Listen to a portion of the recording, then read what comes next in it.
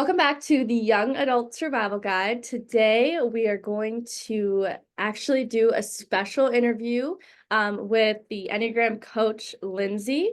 I met her actually through a business mini mind with Katie Saltzman. I actually met several entrepreneurs through that process. But she's going to talk all about Enneagrams. I'm going to ask her a series of questions. For those of you that don't know what it is, we'll talk about that as well. Typically, I do a life update when I record these podcasts, but for the purpose of time and for the guests on the show, we're going to cut that out. But yes, so hi, Lindsey. Welcome to this podcast. Thank you for joining us. Hi, Hannah. Thank you so much for having me. I'm so excited to be here. Yes. Just so everyone kind of has an idea of who you are and what you're about, can you just kind of share your backstory, what you currently do, how you got to where you are, and just anything else you want to share? Absolutely. So, in my day job, I work in marketing and community engagement, which I absolutely love. But I'm also an Enneagram coach. And how I got introduced to the Enneagram is kind of, I wouldn't say tragic, but this might sound like trauma dumpy, but it's not, I promise. Sweet. So, I got married when I was 25. And that did not work out, but we went to marriage counseling.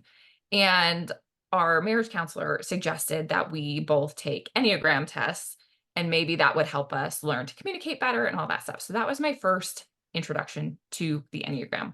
And I was completely fascinated by it. So I started to learn more. Fun fact, which I'm sure we'll get into as this podcast goes on. When I took the test, I was mistyped, and I'm pretty confident knowing what I know now about the Enneagram. So is my ex. So not a super helpful tool if you are not typed properly. So that's my introduction to the Enneagram itself. But in my spare time, I love to do new things. I am an Enneagram 7, which is the adventurer. So I'm always down for a good time. I've run 6 half marathons, pretty much untrained because it sounded fun. I got to run through the castle at Disney, which is what inspired that whole thing. So fun. Wow. And you're running in sparkles. So that's also great. Um, I'm advanced open water scuba certified because I decided that should be something I should do. And if you like the underwater world, highly recommend. And then kayaking, obsessing over my dog, like the normal adult things. Right. But yeah, I mean, oh, and I'm also like a karaoke freak, Ooh, I love karaoke. right? That's It's so fun. I dragged my friends out for my birthday last year, and I was like, are they gonna like this, or am I making them pay to come to a private concert? And we all had a blast. oh good. That's risky because most of my friends hate karaoke. I'm like, I have to like beg people to do karaoke with me. But Yeah, well, we have a private room that you can like rent here. So yeah, it was like 14 people, and it was a little bit more intimate. So people were a little bit more willing to step out of their comfort zone. yeah. I always go with the karaoke rooms because it's just like, yeah, no one else is listening but us. Hmm. But okay, so you're pretty much like have a lot going on. Like you have a lot of hobbies, which I know like with Enneagram 7, they Hmm. definitely have like what I've heard is a lot of hobbies. They like to Yeah. keep things active and definitely have heard about the mistyping thing. I know I always tell people when I'm like, because I'm obsessed with the Enneagrams too. Yeah. I always tell people I'm like, if you get a certain thing and it doesn't resonate with you, like you should like try to look at other types and see if Hmm. it actually is like it resonates or it doesn't. Exactly. Yeah. So, okay, so you have a full-time daytime job, right? And then you also are running this coaching business as well. Correct. And then you, Yes. Oh, Mhm. go ahead. Oh, I was just saying, like you had the whole experience with your husband and you were doing Hmm. therapy. So what exactly, like she talked about the Enneagram coaching, and that's kind of like what led you down that path, or can you expand? Yeah, absolutely. So once I started learning more about the Enneagram, and let's start, this isn't going to make a whole lot of sense to people who aren't familiar with the Enneagram. But when I took a test, I typed as a type 3, and sevens Oh, and threes often mistype with okay. each other. So I was like, okay, yeah, some of that makes sense. And I do resonate with a lot of what a type 3 is, like achievers, like go-getters, all this stuff, but it just like wasn't clicking. Okay. And so my therapist was like, I think you're a type 1, Hmm. which those are perfectionists. Right. And another little fun fact, you shouldn't type other people because the Enneagram is based on people's motivations, and Right. only you really can truly get to the root of your motivations.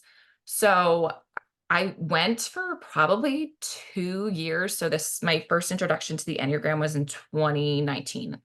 Okay. And I think I went about 2 years thinking that I was an Enneagram type 1. Oh, And a geez. lot of it resonated. But if you're familiar with the Enneagram, a type 1 and a type 7 have a lot of differences. Hmm. A lot of differences. Okay. But in stress, so Enneagram, you have your stress number and your growth number. Hmm. An Enneagram 7 goes to an Enneagram 1. Oh. And so through like all of my diving and research and this and that, I was like, is there a possibility that maybe I'm an Enneagram 7? Because my therapist had only ever known me in stress. Hmm. So the 1 made a lot of sense to her. And she was like, oh. So it was interesting. I loved my therapist, but with that being said, she was very new to the Enneagram herself and probably wasn't quite ready to integrate it with clients. But Right. also, her lack of knowledge of the Enneagram is not what ended my marriage. So, like, it is Okay, what it that's is. good. It wasn't like completely detrimental. You can't sue for anything. No, no, no, no, Okay. not at all. I mean, that was over before we had our introduction to the Um, Enneagram, but it was, it was what it was. But I was just so fascinated by it, and it just gave me so much insight into myself and to other yeah. people. And so I moved down to St. Petersburg, Florida. So I'm originally from Maine. I Okay. lived in Maine for the first 30 years of my life. Wow. And then I moved down right after my 30th birthday, and I'm going to be 33 this year. So Okay. um, moved down, and there's actually a girl who runs an Enneagram certification business who lives in this area, and I linked up with her and decided to get certified in the Enneagram. Wow, that's really cool. And especially because like it seems like you have a passion for it. So when you take what you're really passionate about and also like you use it on yourself and it's helped you, it really like is Mhm. creating a business out of it just like much more, I feel like more enjoyable when you're super passionate and just naturally are Absolutely. interested in it. So that's cool. Absolutely. Okay, so for those that don't, let's say like some people don't know anything about Enneagrams. Can you kind of Yeah. break it down in simple terms so people have a good idea? Yeah. So, in the simplest of terms, without getting too complicated, the Enneagram is a personality typing system. Wow, I can't speak, but it's a personality typing system. Okay. Um, and it's based on what motivates your behaviors. There are 9 core types. So Enneagram 1, 2, 3, 4, 5, 6, 7, 8, 9.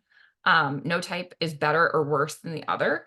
Yeah. But it dives into like your core fears, your core desires, really just getting into like who you are as a person. And sometimes that can be a little difficult. And the reason being, kind of like I alluded to earlier, Enneagrams take on kind of different roles when they're in stress and when they're like very healthy. Mhm. So you can take on the best traits or the worst traits of another Enneagram number depending on your level of health. And by that, I mean your level of mental health. Right. Um, your Enneagram core type does not change. Like if you're an Enneagram 3, you will always be an Enneagram 3, but your expression of what that looks like might change depending on where you are in life. But your core motivations never change. Okay. Interesting. So tell me a little bit like, okay, so from my understanding, I know that obviously there's the core type, there's 1 through 9, and every single one of those numbers like have the Mhm. desire and the fear that kind of predicts all of their behaviors, right? Yeah, Okay, so then they also have like what's called a wing type, right? So they could have 2 wings or 1 wing. correct. Okay. So So your Enneagram wings are going to be on either side of your number. So, Hannah, you're an Enneagram 3. So yeah. you could either be a 3 wing 2 or a 3 wing 4. Some people really don't have wings, they really don't lean either way. And some people have what we call balanced wings, which means they kind of grab from both equally. Okay. Go ahead. Sorry, go Oh, ahead. no, no, no, you're totally fine.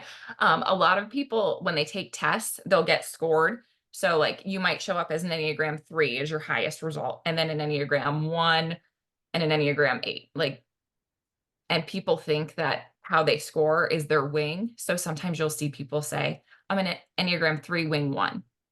It's not possible. You Right. can't be. Like, it's not on either side. So your wings will be on either side of your Enneagram number.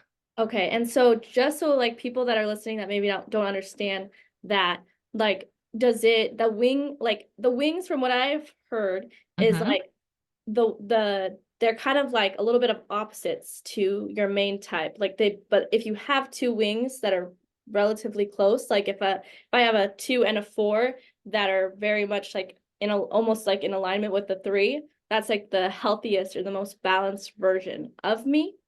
If I have those two like other wings on both sides versus if I have an uneven amount or no wings, I'm a little less balanced of a person. I don't think that that's true. Okay. Um, That's okay. because your Enneagram and your levels of health can look different. Like we were talking about expressions and how you express your Enneagram. And somebody who doesn't have either wing can be just as healthy or mentally well as somebody who has one wing or balanced wings. Okay. It really just depends on what's going on in your life and where you kind of have to pull from to get through whatever situation you're in, whether that's good or bad. Okay. So for an example, the reason I thought of this is because I know of like there's an 8, right? The 8 Hmm. personality. My dad, Yeah. he's an 8. They're Okay. the challengers. Yeah. So they're kind of like can come off like they're teddy bears, but they're like really tough on the outside and they have Hmm. like a really strong heart on the inside. But like they're Hmm. kind of like aggressive and have a lot of masculine energy a lot of the times I Yeah. found. So with this, if they had a high 7 and a high 9, like the 9 is like the peacemaker where they Right. don't like conflict, and the 8 tends to like gravitate towards like debating and kind of a little bit of conflict. And then the Hmm. 7 is like the fun side, the hobbies, the Yeah. excitement, the thrill. So if like an 8 who's like this intense person that likes to all the challenges and conflict has a Hmm. high 9 as well, like that means that they also value a lot of peace in their life and fun. Yeah. That's why I view it as like, is that going to balance that person out, or an 8 that has low 9 and low 7, like all the way to the ground, and it's just really high 8. They can still be mentally healthy, Hmm. but just be intense person, or like, what They're are your, just an intense person. okay, And so like an 8 wing 9 might be a little bit softer, and right, an 8 wing 7 might be a little bit more fun and spontaneous. okay, Um, but again, the expression of anybody at any given time can change. Again, right. another reason why you shouldn't type other people, because depending on what's going on in their life, they're showing up completely differently. Yeah. That's interesting. So, I was yeah, always like, I'm like the one that's like trying to type people. I'm like, you're this. And then they take the test and it's completely wrong. And I'm like, no, the test is wrong. the But test is wrong. I'm Yeah, right. and the test could be wrong. Like Yeah, there is a possibility that you could be right and the test is wrong. Because there's testing bias, like there's misunderstanding of how the question is phrased. There's so much that goes into it. right. But for you to type somebody also doesn't make a whole lot of sense. I'm guilty of it myself, especially Yeah. because I'm so fascinated by it. I'm like, okay, like I think that this person's this. When I first started dating my boyfriend, I was like, Okay. I wonder if he's a 6 or a 5. Like we figured it out. He's a 5. But Okay. That's cool. but for the first like few months we were dating, I was like trying to internally type him, which is a Okay. no-no. I do that. Yeah. But some people are like anomalies too. I'm like, what the heck? Like, Hmm. I just can't figure certain people out. I'm like, how, like, I don't see them being any of them, but Yeah. it's like they could have like that outer exterior shell that they're Right. showing that they're just like, you can't really see like Hmm. really who they truly are. Exactly. Yeah. Some people have a really hard time letting people in and there's a wall up. And so they're not going to give you a lot, especially if they don't know you very well. Yeah, exactly.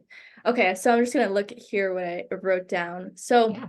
okay, so why is knowing the our Enneagram personality so significant? Like, well, how can it impact people's lives or help them in any way?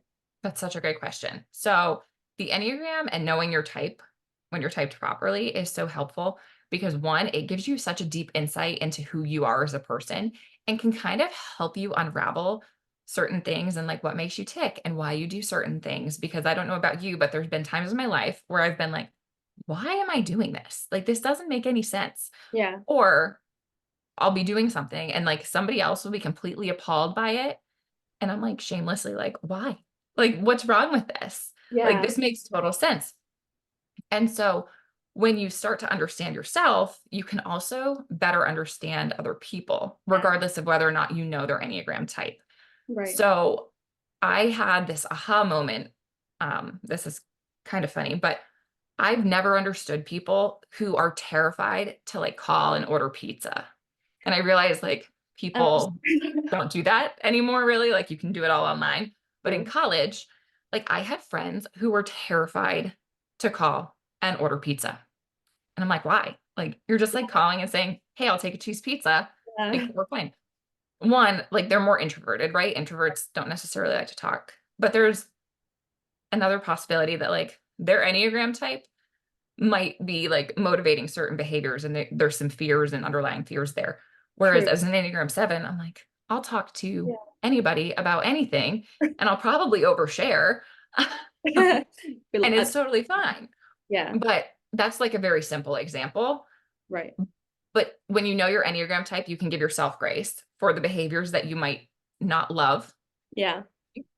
It doesn't mean that those behaviors are necessarily okay, but they're a part of who you are. Right. And so you can work towards being more aware in situations when maybe those behaviors show up, Yeah. but also when other people are doing things that you're questioning, you can remind yourself that not everybody is motivated in the same way that you are. True. Yeah. Hmm. So I am an Enneagram 3 wing Hmm. 4. When I Okay. found out my type, I was like, I mean, I definitely could see that it's me and totally Hmm. relate with it. But there are things that I'm just like, I found out about myself. I'm like, why? Like, why am I like this? And Yeah. I personally like with being a 3, like like they're achiever types, but they also care a lot about what people think. They Hmm. kind of like they analyze everything through the lens of like, what will other people think? Should I do Yeah. this? And how will people perceive it? And it's always that. And so it's a Hmm. battle because of like between authenticity and like just being real and raw and being unapologetically yourself, and then Yeah. like being a people pleaser and like whatever it is, just trying to like, make everyone like you or whatever. Yeah. Which I hate that. Like I'm just like I want to stop caring. And there's some people that are like I'm a bitch. I can cuss on the podcast, but Yeah. It's your own podcast. You can say yeah. whatever.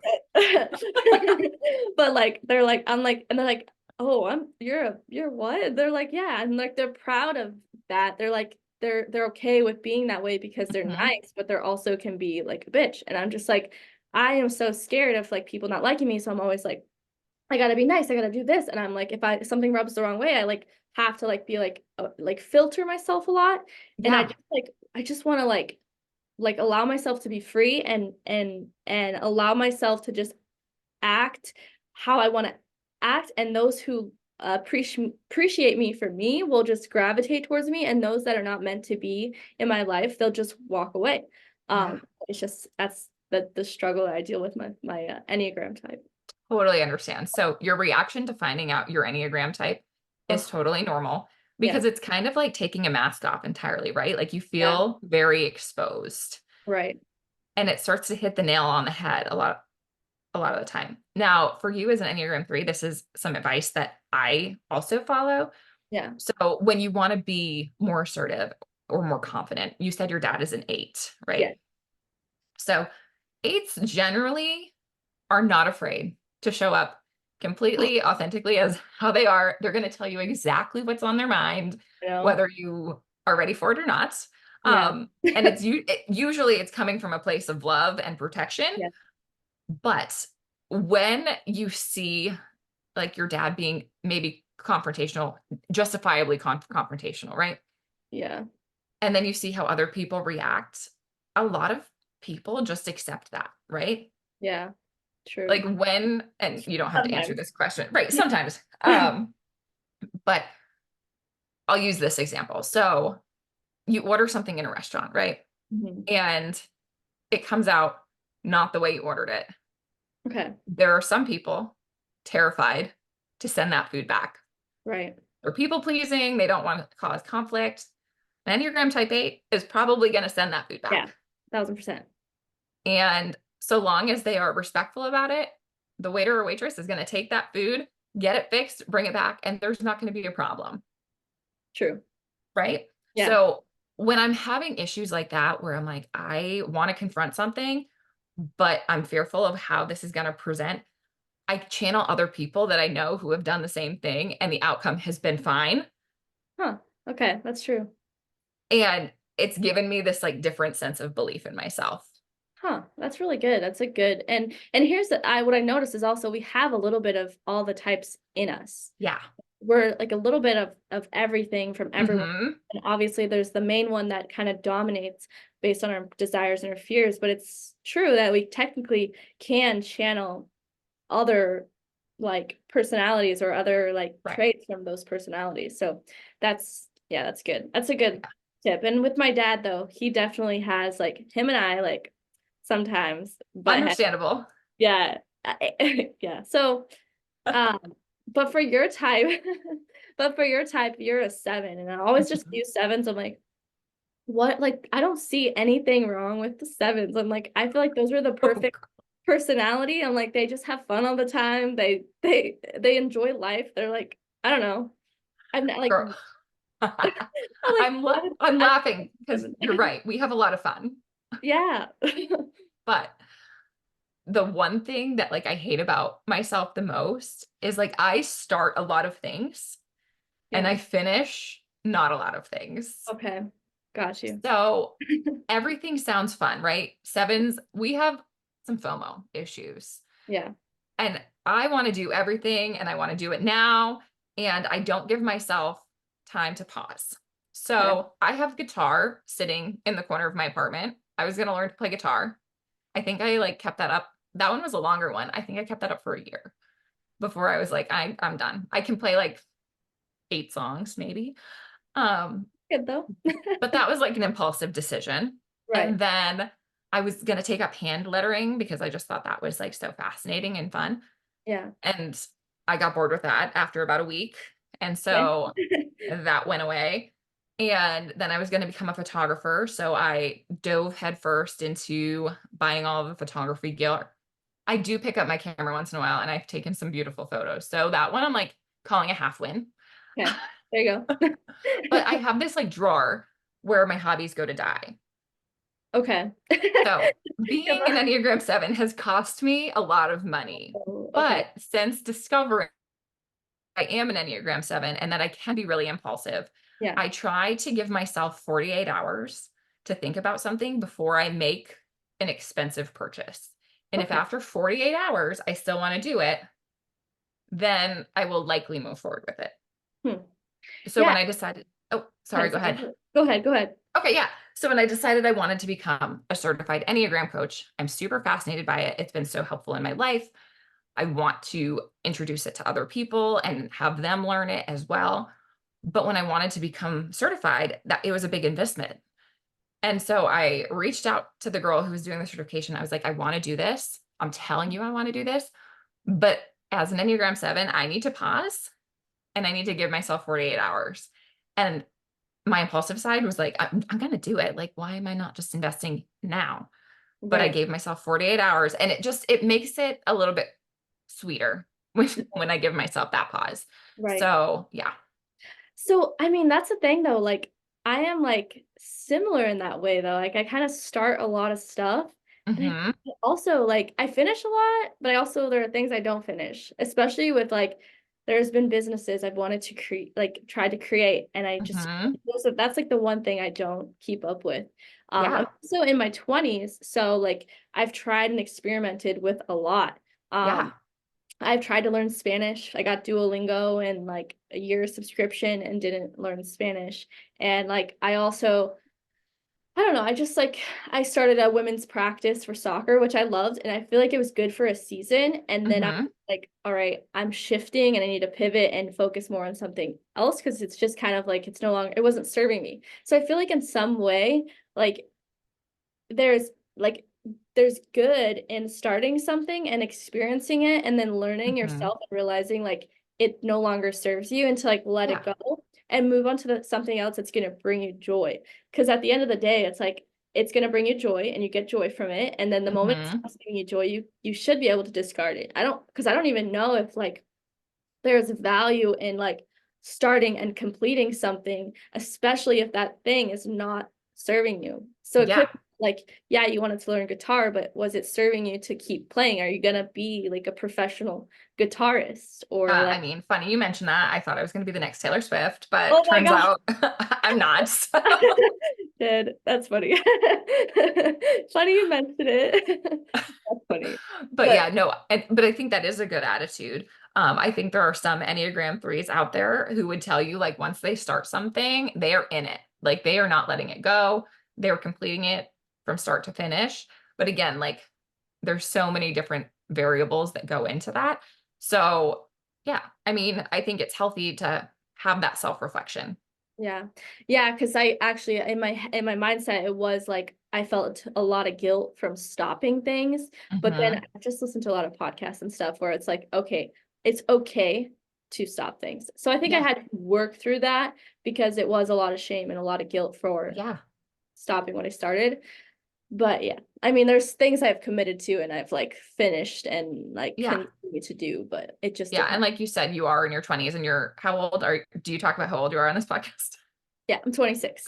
Okay, perfect. So you're Yeah. still like learning what you like and what you don't like and what adds value and what doesn't add value. So even though like you've gotten through that early like 20s where everything's probably just chaos and crazy, like you've Still started figuring to like pull out of that maybe a little and or maybe not and there's nothing wrong with either.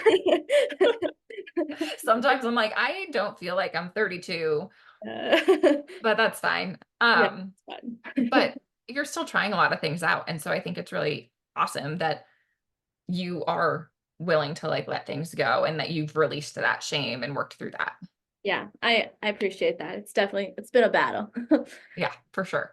So I want to do I sent you the outline and I wanted to Yeah. do a fun test.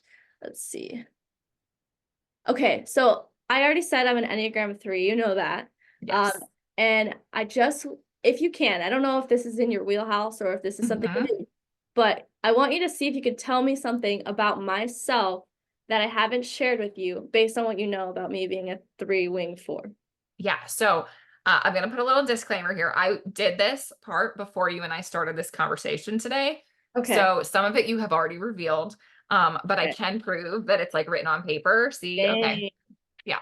Not all of that is this question, by the way, but some of it is. Okay. So one, you are likely committed to your work, and somebody may have at some point in your life described you as a workaholic. I would say workaholic. I'm more of like addicted to work in general. Like I create work for myself as far as like I'm addicted to like working all the time in Mm-hmm. like not just my actual workplace, but just in Sure. like outside. Like my Yeah. entire life is business. But I have Total never sense. like done like I've been obsessed with like employment type thing because my Yeah. mindset has always been like I want to be an entrepreneur. But in Right. a sense, yes, I'm kind of workaholic, but not in the traditional sense. Fair. Okay, cool. You've already kind of touched on this, but you put a lot of emphasis on how others view you. Yes, definitely. Yeah. How you're perceived is very important. And with that, you can walk into a room and kind of read the room very quickly and Yeah. figure out which version of Hannah might need to show up. Yeah, Yeah. definitely. Yeah. You make really good first impressions on people. I would say, yeah, first impressions. Yeah. Yeah. Long lasting impressions, I don't know. First impressions, I think I do good. Yeah. And I mean, I'm sure you make long lasting impressions too that are positive. Yeah. Let's put it this way. I was in an 8 week course with you and we're talking now and Yeah, I'm we're not having good. thoughts of like, what the heck? So that's good. Yeah, But I that's can't speak for everybody. yeah. You are the friend who tends to get things done. Yeah, Like if definitely. something needs to get done, like it's coming your way. And that might be in your friendships, your relationships, your work life. Like you're the person who's finishing it. Yeah, definitely. And with that, you're probably likely very organized. Yeah, and especially like I have a group chat of women that like I pretty much plan all of our Right. That's activities. your business. Yeah. Well, that's not even my business. Like that's my like I created that like before starting the business. It's Okay. this group of basically friends that Yeah. I plan everything for free. And I'm always like the one to like initiate and plan and complete like whatever that Mhm. is. So How does yeah. that feel for you? I actually like it. Like Good. for me, because my mindset is so business oriented in some way, Hmm. like I feel a sense of completion and satisfaction from like starting it, like something like creating an event. And like to me, like when I have an event or something, a gathering, whether it's a Hmm. party at my house or wherever it is, like, and I get to see other people enjoying whatever it is that I've created, is like that's a satisfaction for me. Like I'll Yeah. socialize, of course. I prefer when I do socialize, like if it's a socialization for me, I prefer it to be one to one. Hmm. And I'm very strange because, well, I don't want to go into the details because maybe you have more to add. I don't know, but No, go ba ahead. well, so basically, I'm very much like when I with my friendships, I'm like, this is like, let's talk about goals. Let's talk about like what we're gonna do, other future events, very future oriented Hmm. in my friendships. But when I plan something, um, yeah, it's that is mainly for others and to like see the work that's been Yeah, created. you've achieved your goal. Yeah, it's so Yeah. sad. I mean, it's like it's good, but it's sad. No, Like, I think yeah, it's good. I mean, you're enjoying it, other people are enjoying it, you're bringing people together. So like let's look at the positives of it. And I'm sure there's some things in like the back of your mind that you're like, well, that was an annoying thing that I did. But right. at the end of the day, like you're trying to bring people together and do something really, really awesome. So be Yeah, proud of yourself for that. thanks. Appreciate Yeah, I got you. it. So is there anything else that you wrote down or anything else that you had for that? That's what I really like wrote down for you. Yeah. Um, and you're already interested in Enneagram. So we've talked about stress numbers and growth numbers. So when you are in stress, you tend to take on the traits of an Enneagram 9, those peacekeepers. Um, Yeah. and then when you are a healthier version of yourself, you take on the more positive traits of an Enneagram 6. Oh, okay. Interesting. Mhm. Actually didn't know that. But I actually wondered that because when I am stressed, yes, there's some like procrastination, and which Yeah. is so ironic because I'm like I consider myself the least like I would always tell people I don't procrastinate. Like that's the Hmm. last thing I do. I'm like I want to jump on things immediately, get it done as soon as possible, complete checklist, all those things. But when there are certain times in my life where I'm just like really down, I notice that I'm just like I procrastinate a lot and I Yeah. am not wanting to do anything. And like it's Hmm. kind of like just everything went from like zero to like it's either 0 to 100 or 100 to 0. It's very like there's extremists. Yeah. Um, because I feel like the 9 is probably a little bit more low key. They're slower to things. They procrastinate. They Yeah. Yeah, but they're also like when I'm in a low state, I think I'm just like I'm more like calm in my mind at the same time. Like, but you probably withdraw from people. I definitely withdraw. I'm very I isolate. I will like not want to like I'll rarely go out or do anything or hang out with Mhm. people. It's so weird and opposite of like what I Of who normally. you actually are. Yeah, Mhm. fascinating. Very fascinating. Again, this is why I love the Enneagram because you're like, oh, okay, that makes sense. Like I can see the light bulbs going off in your head as we're talking. Yeah, definitely. So, I want to ask, why would you say the Enneagram is one of the better personality tests or Hmm. personality typing mechanisms Yeah. as opposed to things like horoscopes or Briggs-Myers or other things like that? Yeah. So personally, I mean, obviously I'm biased because I'm certified in the Enneagram. Yeah, I think it's the best tool because it gets to your motivations, whereas Myers-Briggs gives you letters, right? And they all mean something and right. they give you an understanding of yourself, and that's great. And for some people, that's all they need. The Enneagram, in my opinion, is really meant for people who want to do deeper work. Hmm. And because it goes into where you are in health and where you are like growth, stress, and how you show up. Yeah. um but again, that's just my take on it. When it comes to horoscopes, I'm probably going to upset a lot of people here. Okay. I do not understand how the day I was born impacts my personality and how I show up and any of that. My mind could be changed. Like I've never dove into it with Okay. somebody who's like super fascinated by it. Okay. But I'm a July baby. I was born on the 16th. So Okay. I'm a Cancer Okay. by the horoscope. I Yeah. don't resonate with most of what Cancer says. Like Cancers are homebodies. Like if anything, I'm like, am I a Leo? Like I feel like I might be a Leo, but I don't resonate with the Cancer. Okay. I I want feel to like you have a thought. Let's I go. have a thought. I want to share. Okay, so I'm very into Enneagram personality tests, right? I'm also into Yeah. Myers-Briggs, I don't know what it is, but I read the whole book on that. Which it's fascinating, especially the elements of being introverted, extroverted. Like I know all of those elements and how they kind of like have like a chemistry when certain things are combined and how Hmm. it adds nuances. But for horoscopes, I also was like the biggest skeptic of horoscopes. So I'm like, this does not make any sense. How is it possible? This just doesn't connect. But do you believe that like everything is kind of energy in a way? Like, Yeah, okay, so like absolutely. you have an energy, it's like a vibration, I have an energy. And when you combine certain energies together, it creates something different than two other people that are together or whatnot. But Hmm. there's energy in everything. A rock has energy, like it's around us. So when you're born, and at what time you're born, there's certain energy in the room, in the atmosphere, in everything that Hmm. people born in certain time periods, eras or days and months or times or whatever, there's that energy that kind of creates a certain subset of people during that time.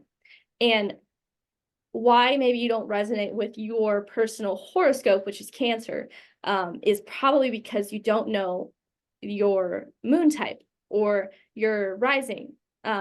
Because there's so many more, like, I guess I don't know a lot, but there's different planets, and basically your time and your month, Hmm. and the day you were born all matter. Because if you're born towards the beginning part of that time period of being Hmm. there, you're on the cusp, which gives you elements of two different types of horoscopes. If you're on the other one, same thing, two different types. And then your moon is based on the time you were born. And that's kind of like where you are or who you are to the core when you're alone. Like how you view yourself is your moon. And then your rising is how you present yourself to the world, how other Hmm. people perceive you, Yeah. versus your sun is just who you are as, I guess, actually your who you are to the core is your main type, but who you see yourself is your moon type. So you Fair. have to like really, like, I have this app and that you put in your time and your day and everything, and it breaks everything down. And when you combine all those elements together, then you have the full picture and a better understanding of who you are. Because Yeah. if you're on the cusp or you have a different certain moon, you're not going to be as emotional as maybe Hmm. a true like to like very Cancer individual or Yeah. whatever it is. So we can get into this like a different time, Sorry but about that. I think I have the app that you're talking about on my phone. So I'm Yeah. just going to share for the fun of it. Yeah. And this means nothing to me. So Okay. I'm a Cancer with a Virgo moon and a Virgo rising. Oh, okay. So So, fun facts. I don't know what that means, but that's what the app tells me. okay. So you present yourself to the world as very, like, I don't know a ton about Virgos, but the way you're presenting yourself is very organized and like routine and scheduled, and you seem very put together. And you said you have a Virgo moon as well. So you have to look at the app. I gotta double check because that's one thing I don't know a ton about Virgos. But um I think I feel like Virgos are kind of emotional as well, but not at the same, like I would say Cancers are the most emotional of all the horoscopes. Right. And I'm But not an emotional person, so it's at weird. all. Not really. Like, do you ever cry? Hardly ever. Wow. Okay. Well, I'd have to look, but when I'll message you and I'll look up that because it Okay. means something. But also, do you know if you're on the cusp? I have no idea what that even means. Like basically like there's a certain day, like Oh, rain. like for Cancer, like if I'm on the cusp of Cancer Leo, Yeah. no, I'm Like, like a week before. oh, okay. Mhm. Then I don't know. But I'll have to look into that. But I found that I didn't see myself as a complete Aquarius. And then I found out my moon is a Scorpio. And There you go. it just kind of changed the whole It thing. changed the game for you. So yeah, like I said, my mind can be changed. I'm very open to it. Yeah. I just don't understand it. I get you. I get you. No worries. We'll talk again on that one. But okay. So, basically with your answer to that question, the Enneagram is more of for people that definitely want to do some changes. They really want to understand themselves and then act on it to get maybe healthier Yeah. and better understand other people. Yeah, And and how they perceive the world and how they interact and engage with the world. okay, got it. Okay, so let's go ahead and you kind of did, well, you didn't. So, okay, so the challenge is in 3 minutes time, I want you to quickly define or break down each one of the Enneagrams 1 through 9, and One I'll through nine. set the This timer. is okay. I can probably do it in less than 3 minutes, but we'll see how this goes. So Okay. I actually did an Instagram post on this. So I'm actually just going to pull from that. Okay. And we're going to go 5 words that generally are associated with each Enneagram type. Okay. I'm Okay. gonna set the timer in 5, 4, 3, 2, 1, go. Okay. So Enneagram ones tend to be conscientious, principled, ethical, discerning, and responsible. And I'm going to add to that on top of those 5 words. They're generally speaking very black and white thinkers. And my guess is there are some Enneagram ones in your life that when I say those words, it comes to mind. Don't type them, but like also they very well could be Enneagram ones. Um, Enneagram twos, these are the compassionate, generous, supportive, nurturing, empathetic friends.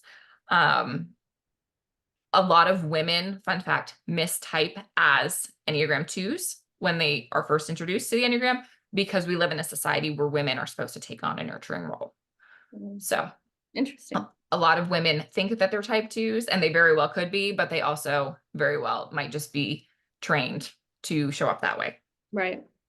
Enneagram threes, we've talked about a lot, but goal oriented, intuitive, creative, authentic, and sensitive.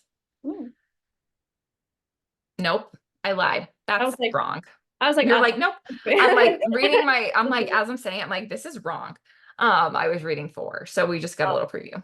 Enneagram threes, goal-oriented, ambitious, adaptable, energetic, and driven.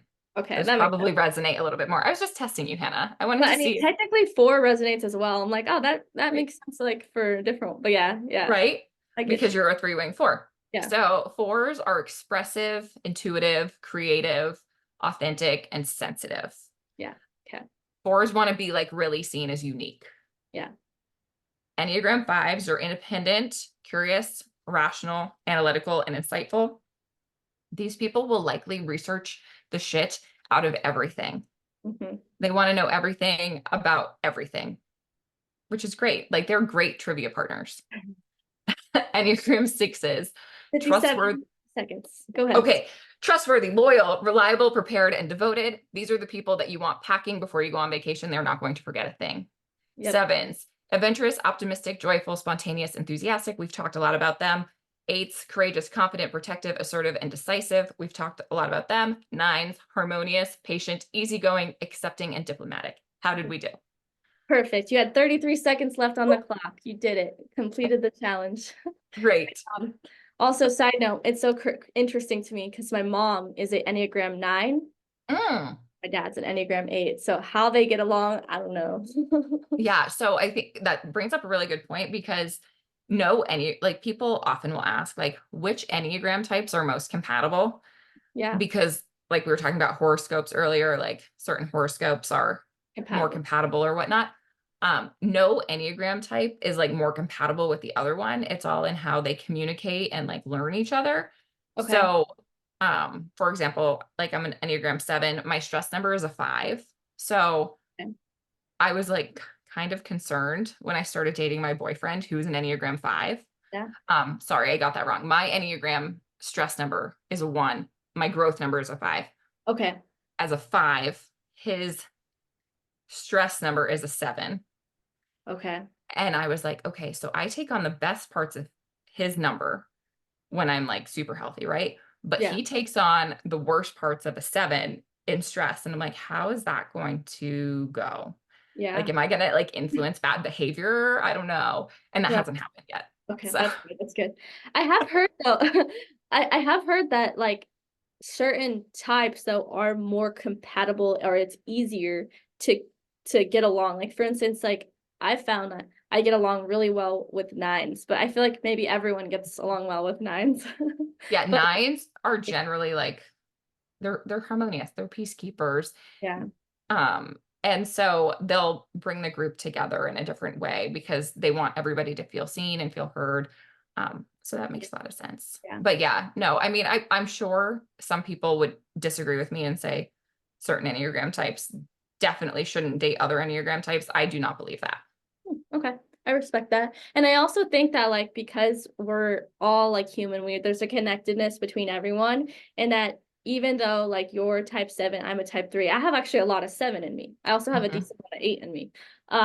So like there's a little bit of elements of all of us that we all share together. And of course, yeah, it's like how we communicate. So we just have to, as long as we're mentally well and healthy, there's a Mhm. way to communicate with each person and respect their similarities and respect their differences. So Yeah, I'll that add makes this as like a fun little tidbit, but for the sake of not confusing people, especially people who are very new to the Enneagram, there yeah. is a theory about the Enneagram and it's called tri-types. Okay. So I don't know if you're super familiar with that, No. but the No. Enneagram, so you have your 3 types are in the head triad, three types are in the heart triad, and 3 types are in the gut triad.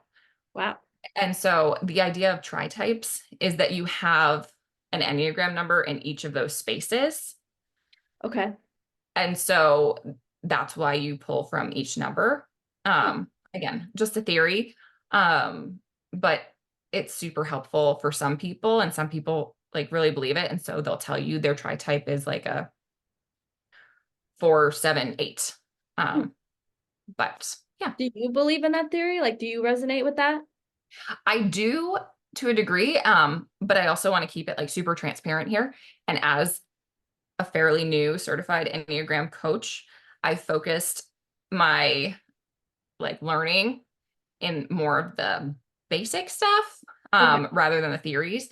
And as I get more advanced in the Enneagram and more comfortable talking about it and helping people with it, then I'm like excited to explore that because it's so Yeah. fascinating to me. That's And fascinating. it does make a lot of sense that you would pull from like a heart center, a gut center, and a head center.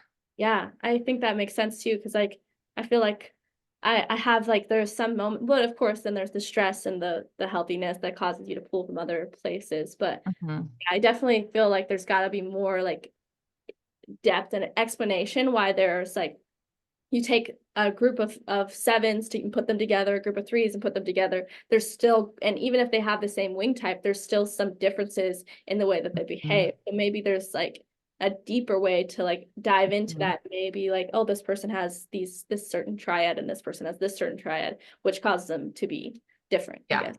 And if we want to get really, really complicated, again, I love if you're conflict. new to the Enneagram, like la la la, ignore me. But Yep. there's also instinctual variance for each Enneagram type. So you have your one-to-one, your self-preservation, um, and your social. Wow. Sometimes I open my mouth without thinking, and then I'm like, Oh, good. give Oh, me a good. second. That's what Give podcast me, is for. I'm like, I'm like, this is so good. But sometimes words like don't come to my head right away. So I want to make sure I get these correct. So self-preservation, sexual, and social. I was right. I was just second guessing myself today. It's Friday, y'all. My brain is like at cap. Right. No, no worries. I get it. I feel that. So self-preservation, sexual, and what was the other one? Social. Social. So those are Mhm. the three ways that people show up, or they could show up in three different. Okay. Yeah. So each Enneagram type has a stacking, is what we call it. And your stacking can change too. So again, when we talk about the expression of your number, we're also talking about your instinctual variance. Um, Interesting. yeah. Okay. And again, this is why I love the Enneagram so much because it's so complex. Yes. And it can be really overwhelming and confusing for people to dive into it. So like when I do typing sessions with people, I get their test results. They don't see their test results until we do our typing session Hmm. because I don't want them to go down the rabbit hole of trying to figure out their type before we do the typing session and just be completely confused because Yeah. it's not that confusing, but it feels confusing and overwhelming. Yeah. And if they're mistyped, you gotta like very like Mhm. you have to clarify like is this person really that? And then really like yeah, break it down because then otherwise they'll go down and they'll think they're this and then they go and they Mhm. learn all about that and then they get confused because they find out there's something else. Yeah. So there's a lot of parts to the Enneagram, and at its core, it's kind of simple, but then when you dive into it, it's complex. And that's when people get confused and overwhelmed and are like, what is going on? Yeah, they're like wing types, I'm checked out. Yeah. It's already too much. Okay. Okay, so Um, yeah, so if someone would want to find out their Enneagram type, is there a specific place that you'd recommend for them to take a test or Yeah. find out what their Enneagram is? Yeah. So I have people take the Ready. It's RHETI. It's like 145 questions, I think, and it takes about 45 minutes. Okay. That's the test that I first took. Disclaimer, I was mistyped when I took the test. So tests are only about 65% accurate. When you and I started this conversation, you gave some really good advice about like reading about each type and seeing what resonates with you and what doesn't resonate with you. So you can get your test results and it will rate you where you are from like your top type to your bottom type. Maybe focus on like the top 3 or 4 and Okay. then read about those and see what resonates with you. Or you can work with a coach, which is what I do. And a coach will help you break down those types and really ask you questions that might get to your core or ask questions that you were already asked on the test, but in a different way. Hmm. Okay. So we That's just good. dive a little deeper. Yeah, I love it. And so the next question is, um, I don't know if I want to ask that one actually. Okay, I'll skip that one, but is there anything else that you would like to add that could maybe help people listening or like could add value in any other way or anything that you wanted me to ask that I didn't? Yeah, no, I think you asked a lot of really good questions, and I think we got into a lot of good things. So I don't Yes. want to overwhelm people any more than they're probably like, I was just throwing a lot of information in a very short amount of time. Yeah. Um, but I do want people to remember, like, as they uncover their Enneagram type, like anything else, your Enneagram number does not define you. It is a tool. It helps you get a better understanding. Like you said, you might be a little shocked when you uncover your Enneagram type and it starts calling you out on certain things. That's Mhm. not what it's meant to do, but it's just, it makes you feel very, very vulnerable and exposed. It And does. so, but your Enneagram type is meant to help you, not define you and not put you in a box. And a Yeah. lot of people, when they start doing that, they feel like they're in this box. And like anything, it's a tool. And you take from the tool what's helpful and you can leave from the tool what is not helpful to you.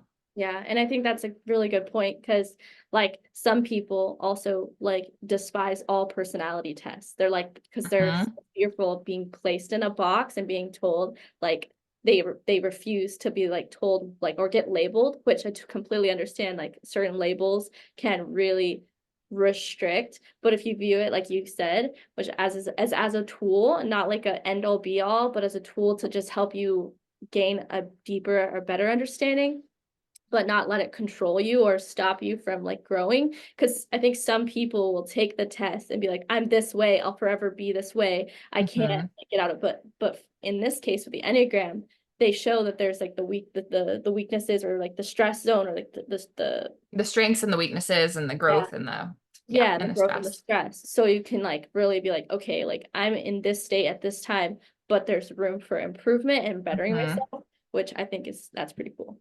Yeah. So. Nice. So, okay, so if someone wanted to connect with you to just, kind of get to know you or even just hire you as a coach for them, how would Yeah. they best be able to do that? So the best way to get in touch with me is on Instagram. My handle is Love Laugh Let It Go. Nice. That's the name of my business. That is the name of my podcast. I have Let It Go tattooed on my wrist. Nice. Nice. Like, but that's the best place. If people are not on Instagram, my email is lovelaughletitgo@gmail.com. So yeah, but I would be more than happy to talk to people, to clarify, to do typing sessions, to do one-on-one coaching. Because again, like the Enneagram has been so helpful in my personal growth, especially over the last 3 years. I've gone through some really hard shit. And it's really helped me navigate. And so my goal is to bring that to other people who are maybe navigating some really difficult life events, and help them really find their confidence and figure out their worth and really step into who they are. I love that. That's really awesome that you're doing that. And thanks again for being on my podcast. Thanks for everyone that's listening. Like you heard her say, if you want to get in touch with her, if you want to really understand yourself better and to get through maybe some life challenges, reach out to her. I'll try to leave her information in the show notes. And I hope everyone has a great day. Thank you. Thank you. Let me see if I can stop recording.